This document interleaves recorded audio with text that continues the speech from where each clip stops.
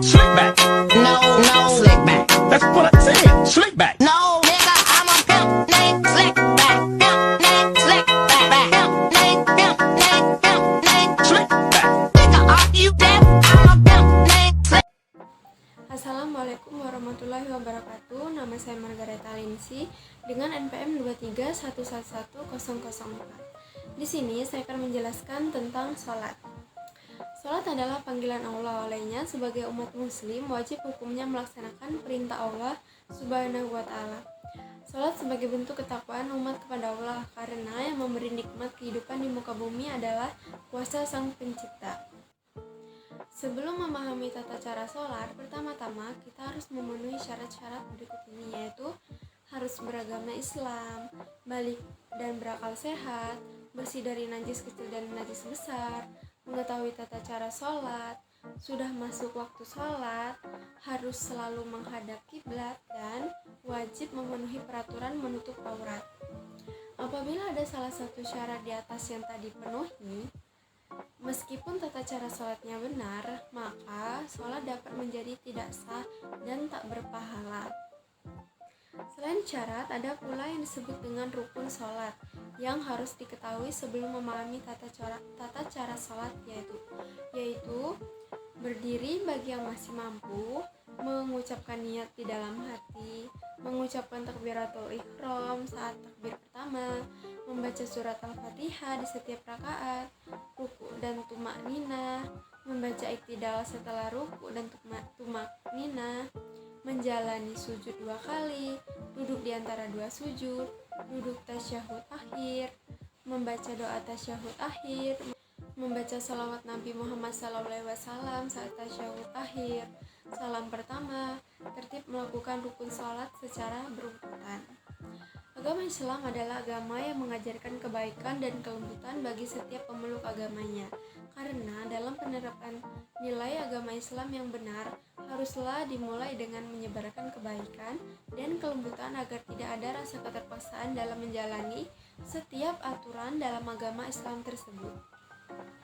Setiap muslim yang baik juga tentunya haruslah menjalani perintahnya dan menjauhi segala larangannya.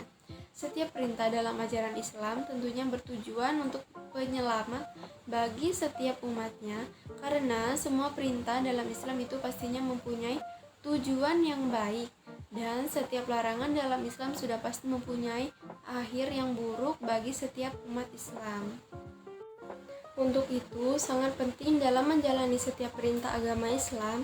Salah satu perintah dan yang paling utama dalam agama Islam adalah menjalankan ibadah sholat 5 waktu. Sholat 5 waktu merupakan rukun Islam kedua setelah syahadat.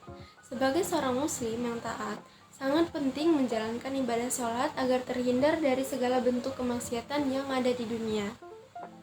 Dalam menjalankan sholat yang baik, tidak dapat serta-merta dilakukan tanpa ilmu yang cukup, karena semua tata cara sholat beserta bacaannya sudah terangkum dengan baik dalam agama Islam. Sangat penting untuk mengetahui tata cara sholat yang baik sebagai seorang muslim, agar sholat kita diterima oleh Allah Subhanahu wa ta'ala. Tata cara sholat yang benar adalah 1. Wudu atau bersuci. Sebelum melakukan sholat, seseorang harus membersihkan atau membasuh diri terlebih dahulu, karena ini adalah salah satu syarat sholat.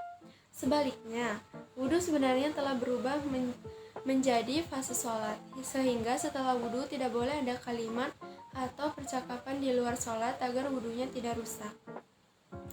2. Menghadap ke arah kiblat.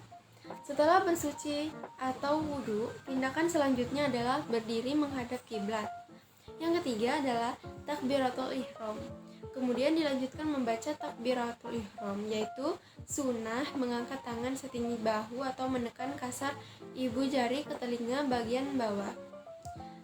Saat takbir kemudian harus mengucapkan kalimat Allahu Akbar dan membaca niat dalam hati dari sholat yang ingin dilakukan.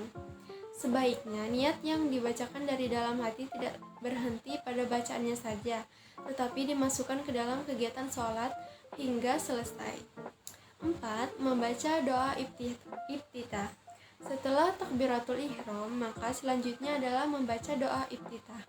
Hal ini termasuk sunnah yang perlu juga dibaca, karena jika tidak maka sholatnya tidak sah.